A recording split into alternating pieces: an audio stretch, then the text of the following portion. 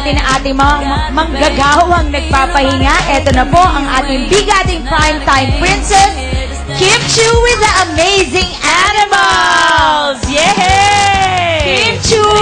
Good morning!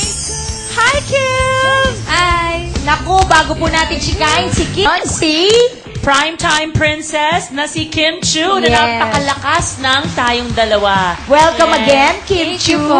Congratulations dahil talagang top lagi ang tayong dalawa sa ratings. Sobrang happy and thankful sa lahat-lahat ng sumusubaybay every night. And ano naman ang pakiramdam ng parati kang na kasama ang dalawang nagpopogi ang aktor? Hindi ba pinag-aagawan siya ng dalawa? Oo. Si Jake at si Gerald. Oo, sana ako na lang si Audrey sa totoong buhay.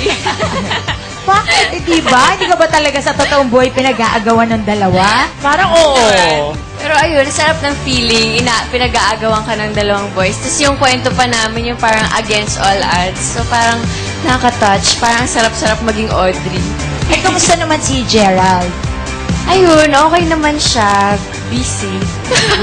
Busy. Kaya ang liit lang ng sagot niya, busy. Oo nga. Well, since busy si Gerald ngayon, ang pag-usapan naman natin, yung pagiging workaholic mo at saka yung trabaho mo since today's Labor Day, di ba? Oo. Ano na bang na-invest mo sa panahon mo dito sa showbiz? Ilang years ka na ba sa showbiz, Kim? 3. 3 years. 3 So, may mga years. pundar ka na ba? Opo, mayroon na akong 2 kotse, tapos may lupa na. At pinapatayo mo na raw yung bahay mo? Totoo ba to? Yeah, oo. O ano, kamusta naman yung pagpapatayo mo? Okay na ba siya? O 1/4, 3/4 na siya? Hindi, mga kakasimula ko pa lang. Ah, kaka-start pa lang. Malayo pa siya sa katotohanan. Mga bato pa lang nakikita. So, mga Nako. 1 year pa yan. Ako, next year, makikita na natin. Hindi, pero ito, nabasa ko sa dyaryo na hindi daw pwede maglagay ng swimming pool kasi sabi mo malas daw yun sa bahay mo. Totoo ba to, Kim? Sa mga Chinese yata, gano'n, Kasi di ba? parang water, tapos parang nagpo-flow siya. So parang yung swerte mo magpo-flow din. So parang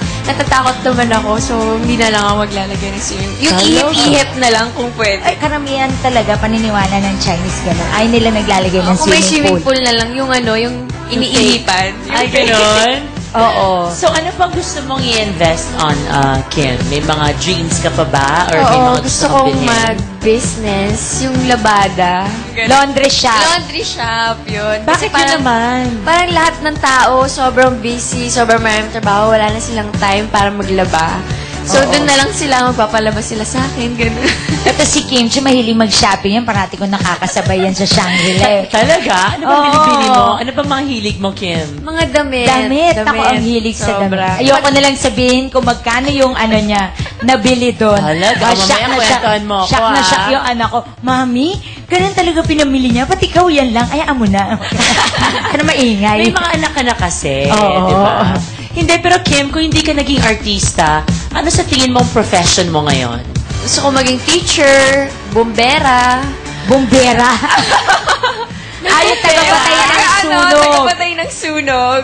Di ba, sarap? Parang akit-akit ka, tapos parang wala lang. Teacher, ba't gusto mo maging teacher sa mga bata? Oo, sa mga bata, yung mga preschool. Ayoko yung mga high school kasi ang sasama na nila, nagka-cutting classes. Gano'n. Hindi, at saka sang-ayon ayan, sila, oo parang nga, oo nga. sumasang-ayon ang ating mga teacher na taga Malabon. Oh, at least pag maliit pa lang, pwede mo pa siyang i-discipline, di ba? Oo, tapos cashier. Gusto ko rin maging cashier. Or sa bangko, yung magtatrabaho sa bangko. Teller, bank. Yun, Bank nagbibilang teller. ng pera. Kung sakaling may isang araw ka sa isang linggo na rest day mo, ano usually yung ginagawa mo on your rest day? Ayun nga, shopping. Tapos kung minsan nanonood ng DVD. Tapos Shop, shop, shop. alis ng mga friends, kasama ng mga friends, mag-banding-banding, ganyan. May sports ka ba, Kim? Opo, badminton. Ay, nagba-badminton ka ba? Sa lagay kong ito nagbabadminton. Ay, din In fairness, nakakapayat talaga yan. Oo nga, pero do you play badminton also with your sisters? Kasi balita ko close daw kayo. Yeah, oo. Pag pumupunta sila dito, naglalaro kami minsan. Tapos minsan kumakain sa labas. Or minsan pinag-shopping ko sila. Eto, sa pagbabalik natin, kasama rin natin ang mga amazing animals. Say kay Kim. Happy Thank birthday you. to you. Happy birthday to you. Blow So your yan, candle. galing sa Fernando. Teka, ano pa mga wish mo for this year, Kim?